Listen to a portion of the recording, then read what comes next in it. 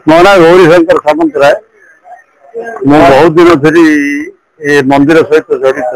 Sir ଏ ଯୋଉ ଗଣେଶ ପୂଜା ପାଇଁ ପଞ୍ଚମରେ କେତେ ଲୋକଙ୍କ ଭିଡ଼ ରହିବ, ସେମାନଙ୍କ ଦର୍ଶନ ପାଇଁ କଣ କଣ ବ୍ୟବସ୍ଥା ରହିଛି? ଆପଣ ଦେଖନ୍ତୁ, ଗତ ବର୍ଷ ଆମର ଲକ୍ଷାଧିକ ଲୋକଙ୍କ ସମାଗମ ହୋଇଥିଲା। ସବୁ ଆନ୍ଧ୍ର, ଓଡ଼ିଶା, ଇଭେନ୍ ଆପଣଙ୍କର ମହାରାଷ୍ଟ୍ରରୁ ବି ଆରଥର ଭକ୍ତ ଆସିଥିଲେ, ଯୋଉମାନେ ଆମକୁ ଲେଖି ଦେଇଛନ୍ତି। ଛତିଶଗଡ଼ରୁ ବି ଆସିଥିଲେ, ଆସୁଛନ୍ତି, ବିଭିନ୍ନ ରାଜ୍ୟରୁ ବି ଆସୁଛନ୍ତି, କିନ୍ତୁ ମୁଖ୍ୟତଃ ଆମ ଆନ୍ଧ୍ର ଓଡ଼ିଶାରୁ ଆସୁଛନ୍ତି। ବର୍ତ୍ତମାନ କିଭଳି ବ୍ୟବସ୍ଥା ହେଇଛି? ବ୍ୟବସ୍ଥା ଏ ବର୍ଷ ଚଳିତ ବର୍ଷ ଅତି ଭକ୍ତମାନଙ୍କ ଦର୍ଶନ ନିମନ୍ତେ, ଯେହେତୁ ଏଇଟା ଟିକେ ଆପଣଙ୍କର ଲେଭେଲ କ୍ରସିଂ ଟା ଅଛି ପଞ୍ଚଘାଟରେ, ସେଥିପାଇଁ ଗାଡ଼ି ଘୋଡ଼ା ଆସିବାର ଟିକେ ଅସୁବିଧା ଯୋଗୁ ବର୍ତ୍ତମାନ ଆମେ ବ୍ୟବସ୍ଥା କରୁଛୁ ଯେ ଯୋଉମାନେ ଆସିବେ କମ୍ ସେ କମ୍ ଦିବ୍ୟାଙ୍ଗ, ଗର୍ଭବତୀ ମହିଳା ଆଉ ବୟସ୍କ ନାଗରିକଙ୍କ ନିମନ୍ତେ ଆମେ ରନ୍ଧା ଛକ ଠାରୁ ତଥା ଏପଟେ ଜୁଗୁଡ଼ି ଗ୍ରାମ ଠାରୁ ଆମେ ମନ୍ଦିର ପଛପଟ ପର୍ଯ୍ୟନ୍ତ ମୁକ୍ତ ଅଟୋ ସେବା ବ୍ୟବସ୍ଥା କରିଛୁ।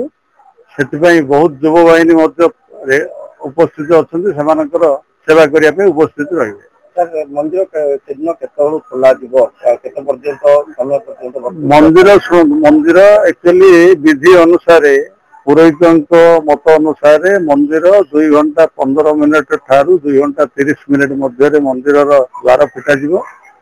ତତ୍ପଶ୍ଚାତ୍ ମନ୍ଦିରର ଶ୍ରୀ ସିଦ୍ଧ ବିନାୟକଙ୍କ ମହା ଚତୁର୍ଥୀ ପୂଜା ଆୟୋଜନ କରାଯିବ। ତତ୍ପଶ୍ଚାତ୍ ପ୍ରାତ ଆଳତି ହେବ। ତାପରେ ମୁଁ ଭାବୁଛି, ଆଶା କରୁଛି 4:45 ଏ ସବୁ ପୂଜା ନୀତି ସରିଯାଇପାରେ। ତ ସେଥିପାଇଁ ଆମେ 5ଟା ବୋଲି ରଖିଛୁ ଭକ୍ତଙ୍କ ନିମନ୍ତେ ଦର୍ଶନ, କିନ୍ତୁ 4:45 ସରିଯିବ, 4:45 ମଧ୍ୟ ଆମେ ରାତି 10 ଘଣ୍ଟା ପର୍ଯ୍ୟନ୍ତ ମନ୍ଦିର ଦ୍ୱାର ଖୋଲା ରହିବ ଭକ୍ତମାନଙ୍କ ଦର୍ଶନ। ପୋଲିସ ପ୍ରଶାସନ ସମ୍ପୂର୍ଣ୍ଣ ପ୍ରସ୍ତୁତ ହୋଇ ରହିଛନ୍ତି। ବର୍ତ୍ତମାନ ସୁଦ୍ଧା 3 ରାଉଣ୍ଡ ପୋଲିସ ପ୍ରଶାସନ ଆସିକି କମିଟି ମେମ୍ବରଙ୍କ ସହିତ ମିଶିକି ଆମେ ସବୁ ଦେଖିକି ତଦାରଖ କରି ଯାଇଛନ୍ତି। ସେମାନେ ପାର୍କିଂ ଆମର 4 ଚକିଆ ପାର୍କିଂ ଏପଟେ ଯୋଗୁଡ଼ି ସାଇଡରେ ଗୋଟେ କରାଯାଇଛି, 4 ଚକିଆ ଏବଂ 3 ଚକିଆ ପାର୍କିଂ, ଯୋଉଟା କି ମନ୍ଦିରଠୁ 700 ମିଟର ଦୂରରେ ଅବସ୍ଥିତ।